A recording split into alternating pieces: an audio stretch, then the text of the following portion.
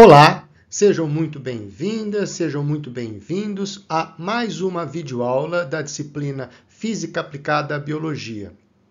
Esta é a nossa segunda videoaula do módulo 2, que trata da espectrofotometria. O tema desta aula é o espectrômetro e suas partes. Afinal de contas, o que é um espectrômetro, né? Então, um espectrômetro é um instrumento utilizado para medir a quantidade de luz que uma substância absorve em diferentes comprimentos de onda do espectro eletromagnético, geralmente na faixa do visível, ultravioleta e infravermelho, né? Ele funciona passando um feixe de luz através de uma amostra e detectando a luz que é transmitida e absorvida por essa amostra. Então, essencialmente, ele é constituído das seguintes partes.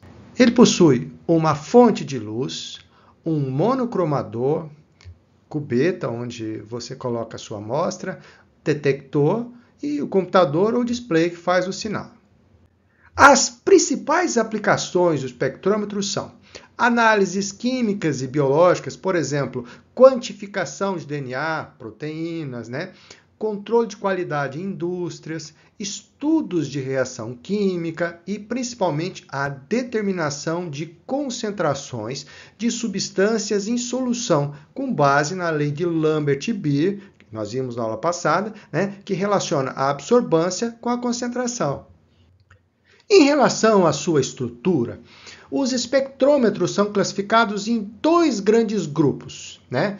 Os espectrômetros de feixe único e o espectrômetro de feixe duplo.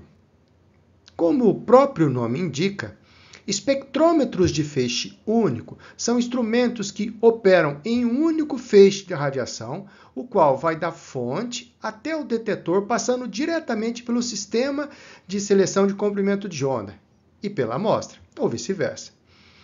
Eles são de construção mais simples, o que por sua vez torna a razão sinal em relação ao ruído mais pronunciada, bem como apresenta uma maior instabilidade no tempo, que a gente chama de drift. Já os espectrômetros de duplo feixe têm seu feixe de radiação original dividido em dois, um dos quais passa pela referência, né? Isso é, uma cubeta contendo o solvente, e o outro passa pela amostra. Espectrômetros de duplo feixe são caracterizados por apresentar compensação automática de eventuais variações na intensidade da emissão da fonte, né? Elas também tornam possível a obtenção de espectro de maneira bastante simples, por varredura mecânica, envolvendo um menor número de operações relativamente aos espectrômetros de feixe único, em que você tem que mudar o comprimento de onda, fazer determinadas compensações, que a gente chama de claro e escuro, para depois fazer a medida da absorção da transmissão, como nós veremos mais adiante. Então vamos começar falando das partes em questão, né? Começando com a fonte de luz, né? A fonte de iluminação empregada em um espectrofotômetro deve ser estável e emitir um feixe de radiação com intensidade suficiente para ser detectável mesmo após a sua monocromação e absorção parcial.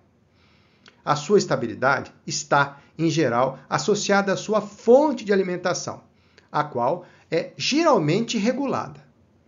As mais comumente empregadas são as lâmpadas de filamento de tungstênio, as lâmpadas de tungstênio halógeno e as lâmpadas de deutério.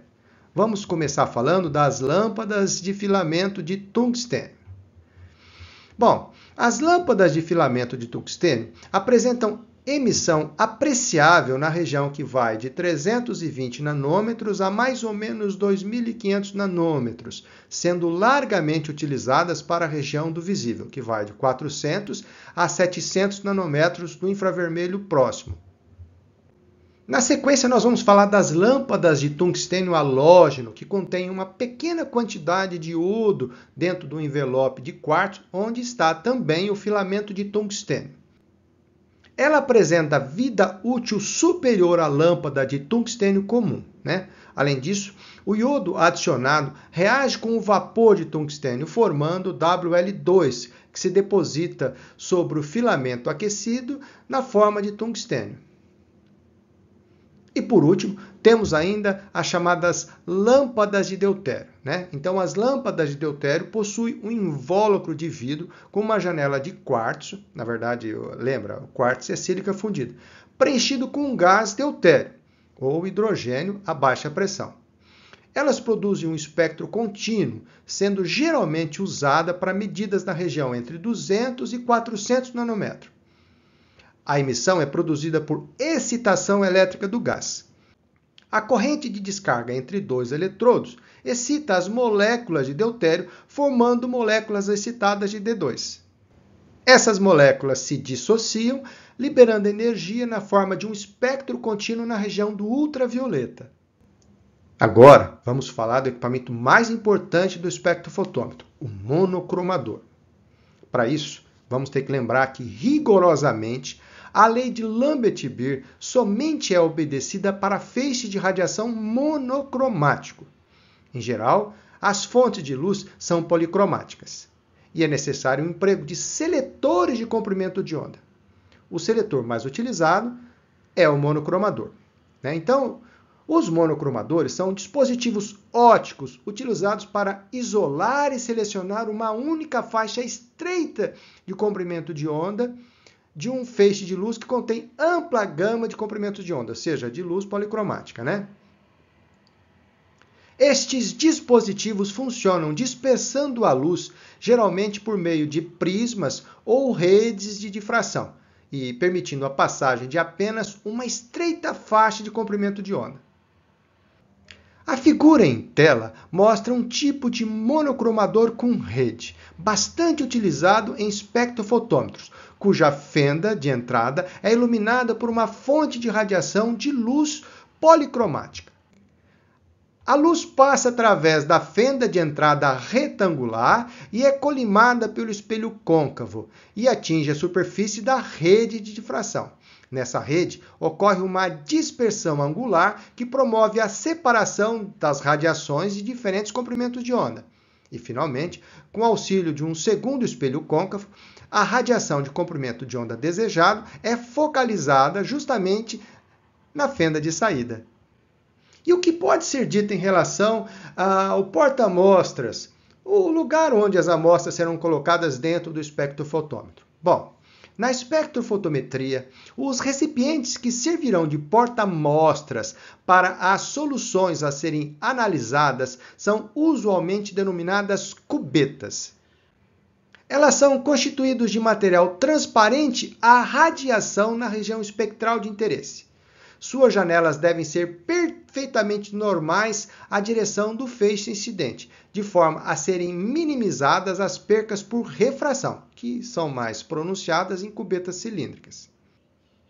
Dentre os materiais para sua confecção, destacam-se o vidro borosilicato, transparente entre 380 e 2000 nanômetros, e o quartzo, ou a sílica fundida, transparente entre 160 e 3.500 nanômetros. Somente cubetas de quartzo são apropriadas para medidas na região do ultravioleta, enquanto que cubetas de quartzo, vidro ou até mesmo acrílico, que são descartáveis, podem ser empregadas na região do visível.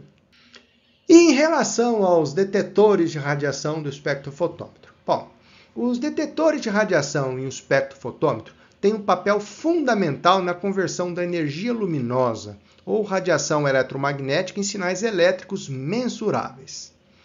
Estes detectores funcionam de forma a captar a radiação que passa por ou é refletida pela amostra e convertê-la em uma corrente elétrica, permitindo a análise das propriedades espectrais da amostra. Dependendo do tipo de espectrofotômetro, se é absorção, emissão, fluorescência e por aí afora, e da faixa de comprimento de onda, diferentes tipos de detectores podem ser utilizados. Como, por exemplo, este que está aqui na tela, que é um tubo fotomultiplicador.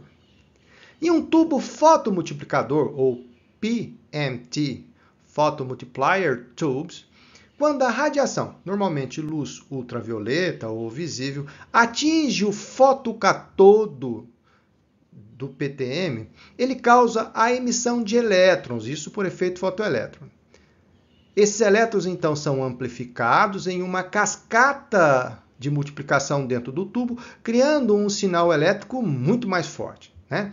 Então, os PMT são altamente sensíveis e utilizados em espectrômetros que trabalham com baixos níveis de luz, que exigem alta sensibilidade, como, por exemplo, em espectroscopia de emissão e fluorescência.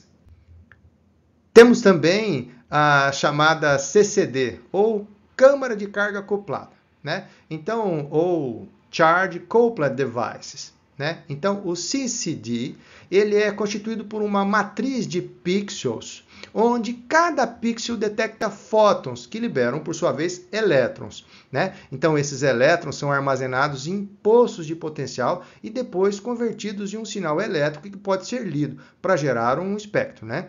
Então, os CCDs são amplamente utilizados em espectrômetros de emissão atômica, de fluorescência e especialmente para a detecção de uma ampla faixa de comprimentos de onda simultaneamente, né? São comuns em espectrômetros de imagem multicanais, por exemplo. Temos também o caso, inclusive esse é o mais comum, né?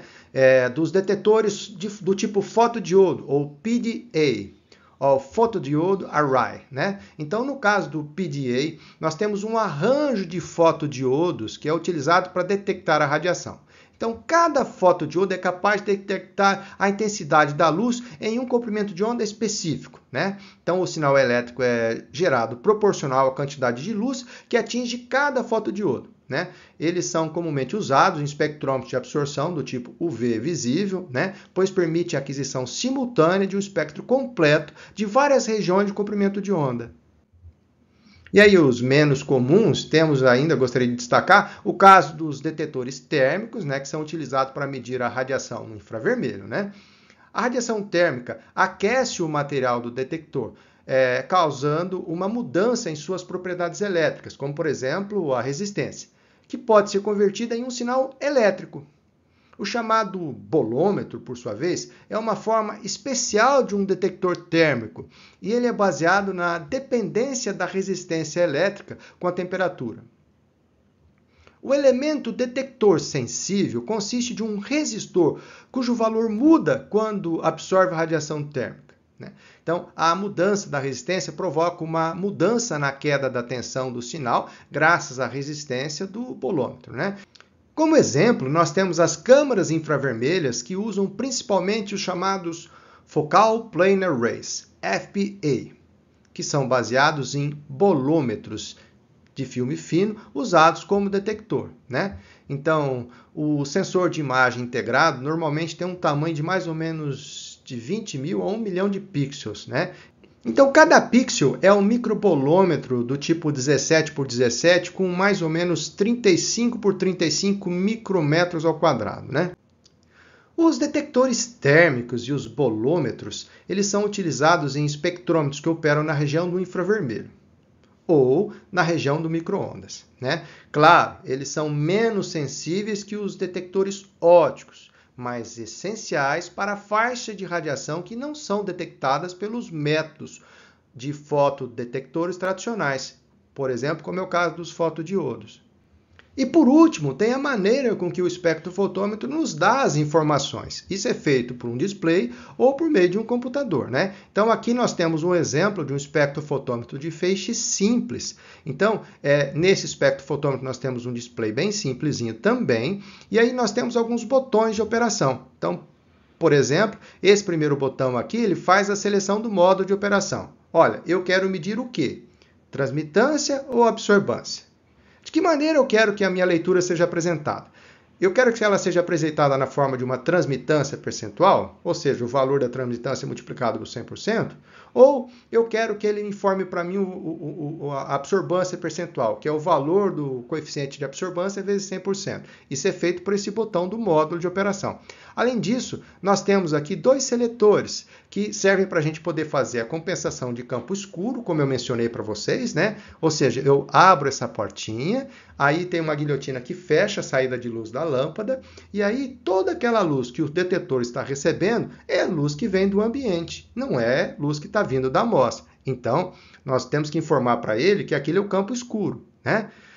Segundo, nós temos que fazer também a compensação de campo claro. Isso é feito toda vez que eu preciso mudar o comprimento de onda. Isso no espectrômetro de feixe único, né? Então, para isso, o que eu tenho que fazer? Eu tenho que abrir essa portinha, nós vamos encontrar um carrinho com 4 slots, onde num desses slots eu vou colocar uma cubeta contendo apenas o solvente, tá? E no outro slot eu vou colocar a cubeta contendo a amostra, tá? Então, eu posiciono a cubeta contendo apenas o solvente e jogo luz nele, naquele comprimento de onda, tá? Então, eu tenho que dizer para ele o seguinte, olha, como a luz está passando pela cubeta, e a cubeta pode ser de acrílico, ela pode ser de vidro, pode ser de quadro, pode acontecer algum tipo de absorção ali. E eu tenho que dizer para ele que aquela absorção não vem do espécime que eu estou analisando, vem apenas do porta-amostra e do solvente. Tá? Então, aí eu tenho que ajustar esse seletor aqui e dizer para ele, né, com a portinha fechada e com um branco posicionado lá dentro, dizer que aquela é a transmitância que corresponde a 100%.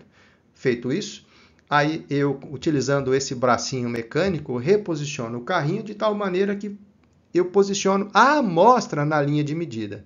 E aí, nesse caso, eu vou ter a minha leitura de transmitância percentual, ou de coeficiente de transmitância, ou de absorbância percentual, dependendo da maneira com que eu configurei, né? E sim, no caso do espectrofotômetro de feixe duplo, este processo é feito automaticamente. Por quê? Como o feixe foi dividido em dois, então, para qualquer comprimento de onda, a luz está passando pela referência, que é a cubeta contendo apenas o solvente, e a outra parte do feixe está passando pela amostra, permitindo que eu faça a compensação de campo claro e escuro automaticamente para cada comprimento de onda.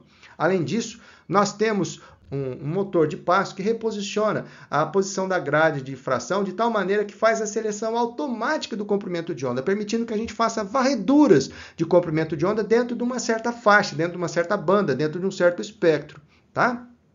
E aí, com isso, a gente tem essas informações na forma gráfica, né? Então, nós temos, por exemplo, o gráfico do espectro de absorção, se a gente quiser, temos o gráfico do espectro de transmissão, podemos ter os dois simultaneamente.